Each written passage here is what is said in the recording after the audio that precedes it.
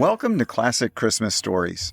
I'm Jason Hovde, and today we're traveling to a small Danish village for a story that may become one of your favorites. Teacher Jensen by Karin Michaelis is a tender tale about a lonely schoolmaster who finally gets through to his pupils.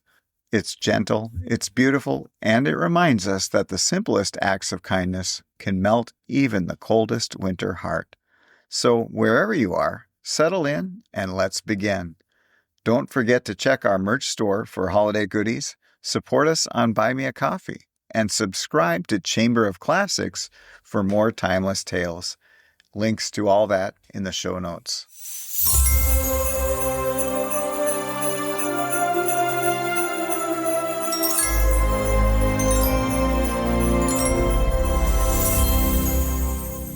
If the school children had cared to look about them while they were playing hide-and-seek during recess, they would have seen the sharp tower of a mighty building piercing the air beyond a distant clump of trees. Unless you knew better, you would have believed that it was a castle, where knights and beautiful ladies ate game off golden plates and on Sundays regaled themselves with macaroons. But the school children did know better.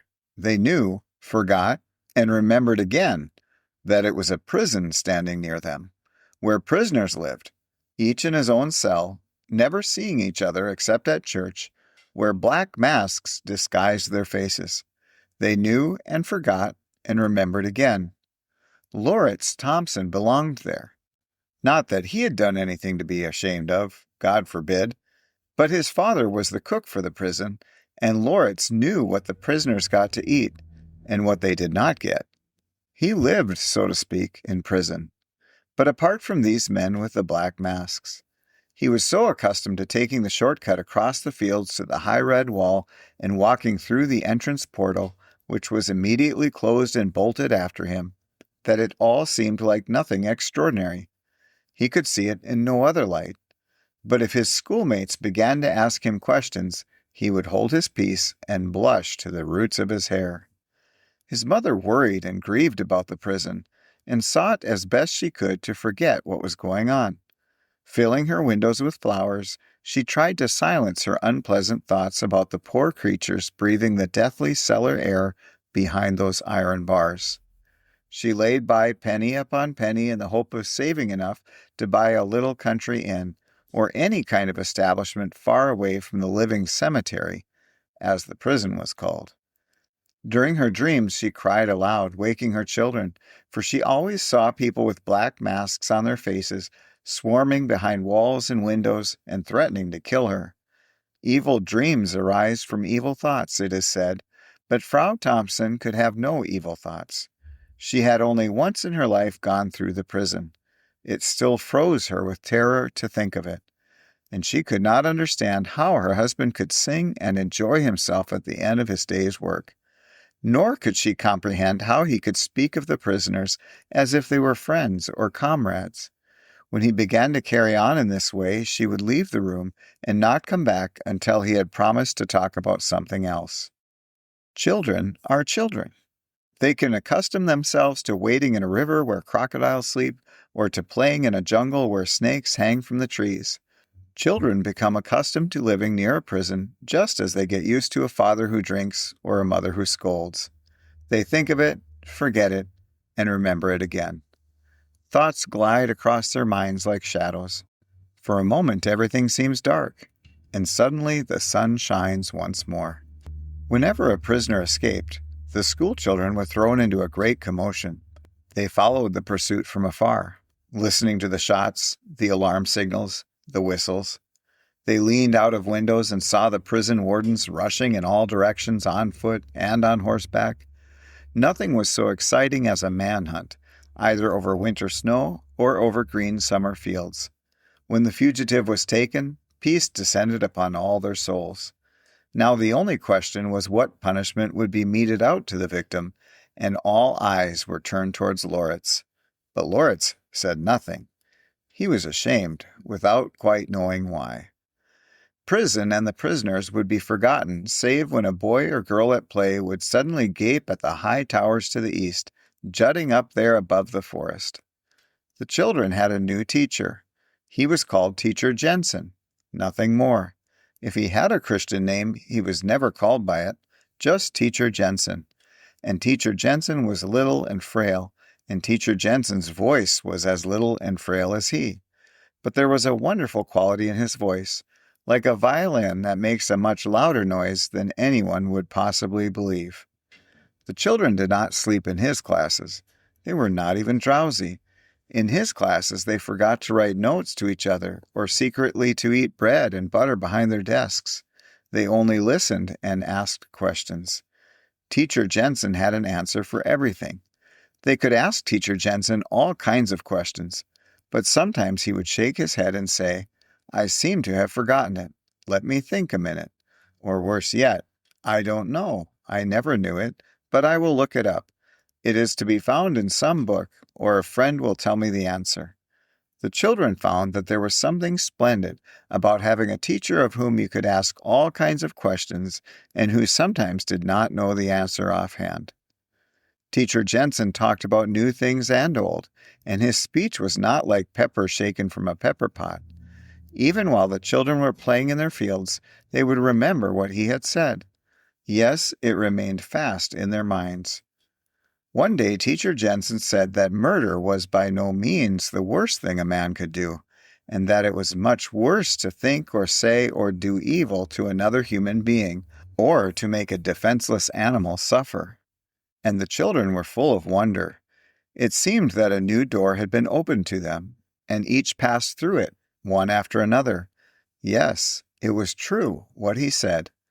They understood his meaning clearly, but they cast their eyes down, for all of them knew they had often done what was much worse than murder.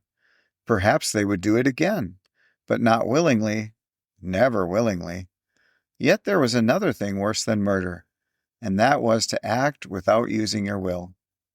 One day Teacher Jensen brought with him a sick, whining little cat which he had found on his way to school. He had put it under his cloak to keep it warm, and he stroked its back and its sharp little head. It was an ugly, gray, dirty cat. Teacher Jensen did not tell the children what he was going to do with it, but simply sat with the cat in his lap and rubbed his cheek against its head. To the children, this poor little sick gray cat was the whole world. They took a silent vow that they would cure it. Through Teacher Jensen's little gray cat, they had peered deep into the soul of an animal, and what they saw was more beautiful and more pure than a human soul. Teacher Jensen often went on Sunday excursions with the children. Whoever wanted to could come, and all of them wanted to. It so happened that one Sunday in the autumn they were walking among falling leaves, and the earth clung to their shoes in little lumps. It had been raining, and was likely to rain again. Traversing a bit of open country, they soon entered the big forest in the distance. Ahead of them was the castle, that was the prison. Loritz ran in to get a scarf. Teacher Jensen saw him and drew his hand over his eyes, and as he cast down his eyes it was clear that he had been crying. But no one asked anything. No one spoke. They arrived at a vast grove of fir trees, standing in long rows, with their evergreen branches above and their yellow trunks below. Teacher Jensen explained that such a forest could grow from a mere handful of tiny grains. The children knew this perfectly well, yet it sounded quite new. They suddenly understood that trees lived, breathed, and thought, and that they strove for the light as poor people strive for bread. "Now let's begin the game," said Teacher Jensen. "Let's imagine that this forest of fir trees is a prison, and that we are all prisoners, each in his own cell. Let us do this for 1 hour. I am holding a watch in my hand. During that hour let no one speak, for we are prisoners, and speech is forbidden." This was a new game, a peculiar game. The rain had stopped some time ago, but drops were still falling from the high trees. The children stood, each under his own tree, and felt the water dripping and dripping on cheeks and hands. The children stood with the water dripping off them, laughing and shouting to each other side by side, cell by cell. Slowly the laughter died and their faces became serious. All eyes were directed towards Teacher Jensen, who stood with the watch in his hand. He seemed to see nobody, and did not announce when the hour should begin. The children felt as if they ought to hold their breath, for surely something important and serious was afoot. It was not like the times when they had gone out with other teachers, when hatred and pride cropped up as soon as the school door was closed. This was serious, and each breath was like a bucketful of water from a deep, deep well. Was time standing still? Had not many hours already passed? Were they really prisoners after all? They did not crawl away, though there was nothing to stop them. Teacher Jensen did not look around him at all. Yet as soon as any of the children thought of creeping away, they could not help remembering what happened when a prisoner escaped and they heard the shots ring out, the alarm bells clang, the whistles blow, and saw the wardens riding off in all directions, hunting the fugitive. Their feet would not obey them. They were bound fast by Teacher Jensen's word. The outstretched hand with the watch held them in their places. Yes, they were prisoners, each in his own cell, and darkness settled and a mist descended, veil upon veil. Was this what it was like, being a prisoner? The hour was up. Everyone sighed with relief, yet they all stood quiet for a moment, as if they could not really believe that they had regained their freedom. Then they sprang up and clustered around Teacher Jensen, asking him questions. It was growing dark, and he put his watch in his pocket, saying, "It is just as hard to be a prison watchman as to be a prisoner." The children had never thought of this before, and after a long pause, Teacher Jensen added, "The lot of the prison warden is the hardest of all, for he can do nothing for the prisoners, and in his heart he wants to help them all he can, yet they are not able to read his thoughts." And after another pause, he said, "I knew a man who spent 17 years in prison, and then died there." When Lawrence reached home, his mother was sitting at the piano playing and singing. The smell of freshly baked cake filled the room. On the table stood a glass bowl of apples. Lawrence's father sat on a chair smoking his pipe. Without knowing what he said or why he said it, Lawrence went up to the piano and whispered in his mother's ear, "When I am a big man, I shall be a prison warden." "What did you say?" she cried. "A prison warden, Lawrence? In there with those people? Never." Lawrence repeated, "When I am a big man, I shall be a prison warden." And then something happened that was never explained. Who had the idea first? No one knew. Perhaps it entered all those little heads at the same time, in that hour when they were standing, each a prisoner under his own tree, each in his own cell, just in a single hour. When Teacher Jensen was told about the plan, he only nodded as if he had known about it long ago. But when they begged him to talk to the prison inspector, since their scheme was contrary to all regulations, he shook his head, saying, "It is your idea. You must carry it out. It is up to you, if you believe in yourselves, to stand fast by your beliefs." That was 2 months before Christmas, and all the school children, big and little, boys and girls, were there. Money was the first necessity, and it had to be collected in modest amounts and earned in an honorable way. Teacher Jensen said that if the gift was not honest, no good came of it. The children all saved the money that they would ordinarily have spent on sweets and on stamps for their albums. They went on little errands, chopped wood, carried water, and scrubbed milk cans, wooden buckets and copper tubs. The money was put into a big earthenware pig that Teacher Jensen had put in the wardrobe at the school. No one knew who gave the most or who gave the least.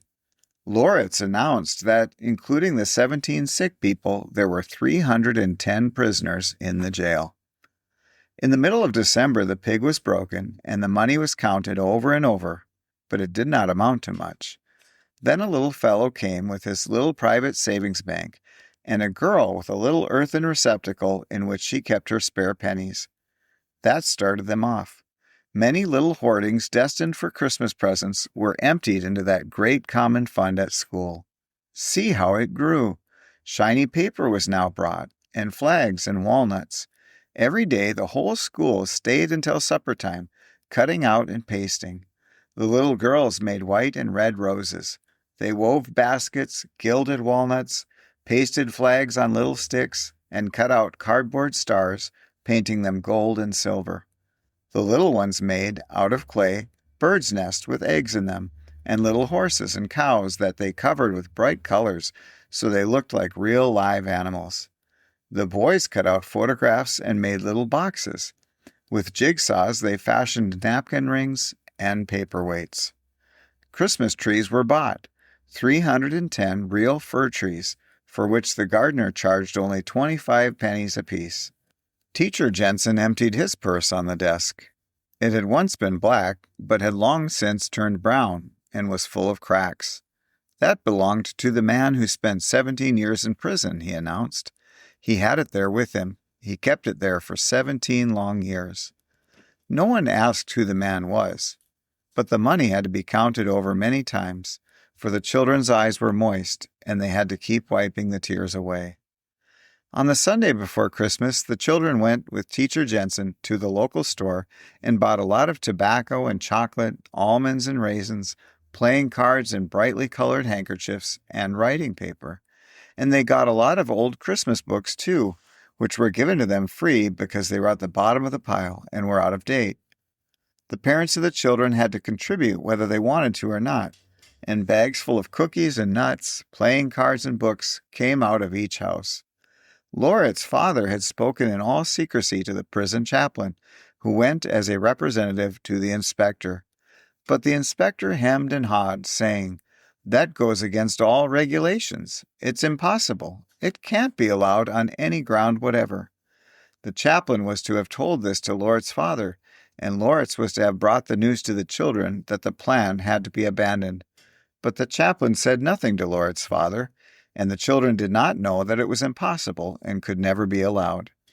All the parents, no matter how much they had to do, made a point of going into the schoolhouse the day before Christmas and seeing the 300 little sparkling Christmas trees, each laden with joy, each with its star on the top, each with its white and red roses, white and red flags, and white and red candles, each decorated with tinsel and hung with gifts. To every tree a little letter was fastened, written by a boy or a girl. What was in this letter only the writer and perhaps Teacher Jensen knew, for Teacher Jensen had to help the little ones who only knew how to print numbers and capital letters. The church bells rang over the town and called the faithful to God's worship. The prison bells rang out over the prison and called the prisoners to the prison church. Before the school was drawn up a row of wagons which had been laden with the little Christmas trees. Each child then took his tree under his arm and set out, following the wagons, singing as he went. It was a Christmas party without snow, but a Christmas party just the same. Stopping before the prison, they rang the bell and asked to speak to the inspector.